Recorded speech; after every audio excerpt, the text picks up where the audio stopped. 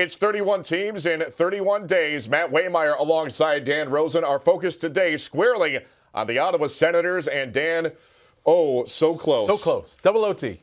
So close. A heartbreaker in Game 7 to the eventual champion Pittsburgh Penguins. That is just how close Ottawa came to an Eastern Conference championship and getting to the Stanley Cup final. And Dan, I kind of liken Ottawa in the East last year to Nashville in the West, a team that did just enough to get into that playoff field. You get in, you roll the dice, you never know what can happen. Yeah, absolutely. And we've seen that happen with other teams of late. We saw it happen with the Los Angeles Kings recently, and they were able to win the Stanley Cup doing that. They were not a sexy team, these Ottawa Senators. They played a 1-3-1 passive system under Coach Guy Boucher. They didn't score a lot of goals, but their system was designed to keep the puck out of the net, to keep away dangerous scoring chances, and they did that very, very well. And they were able to just squeak into the playoffs. Yes, they had 98 points, and they were second in the Atlantic Division, but it was a tight race. They were able to get in, and then they beat the Boston Bruins in 6 games, and then I think they won a series against the Rangers that the Rangers sort of gave to them. They had leads late in 2 games, New York did, and were not able to close it out. Ottawa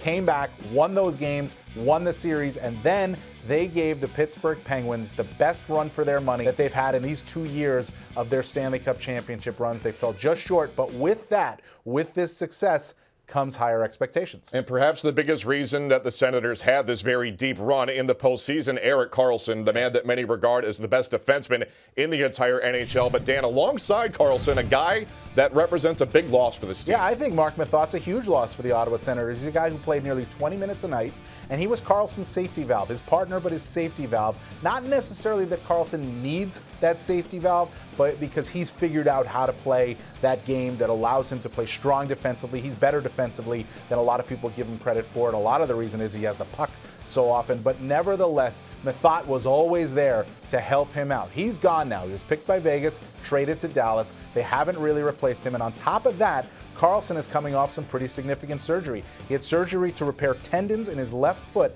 an injury he played with throughout the playoffs, and he was magical playing with that injury. But now he's coming off of this surgery. Is he going to be healthy to start the season? And if he is, can he be the same player that he was right away? A lot of times when you're coming off of surgery like that, it does take you time.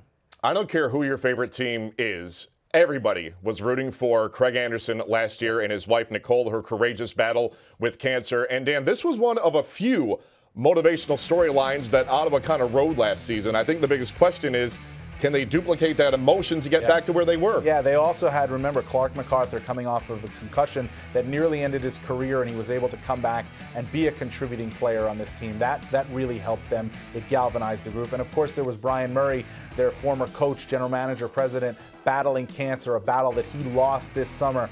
All of these things help galvanize them, become one. And if you ask Guy Boucher, you ask the players, they talked about that. They let that be known that these were, call them motivational, whatever it was. It brought this group together. Well, all of that is gone now, so they're going to need something else. They're going to need guys to perform. They need Bobby Ryan to be better than he was last year. They need Erik Karlsson healthy. Colin White, who could be a top rookie for them, they need him to perform. It's a lot to ask from a team that exceeded low expectations last season. Now we're talking about higher expectations, and I think it's fair to wonder if they can meet these expectations. And it's worth pointing out the last 2 times that the Senators made the playoffs in the subsequent season, they missed the playoffs, of course. They made the playoffs this past year. What does 2018 hold in store? Well, I think that trend continues. I don't see them getting in. I tell you what, I like 3 teams only getting into the playoffs this year from the Atlantic Division. Ottawa is in that same boat as Boston, Detroit, Florida. To me, they're just going to fall short of getting back to the Stanley Cup playoffs.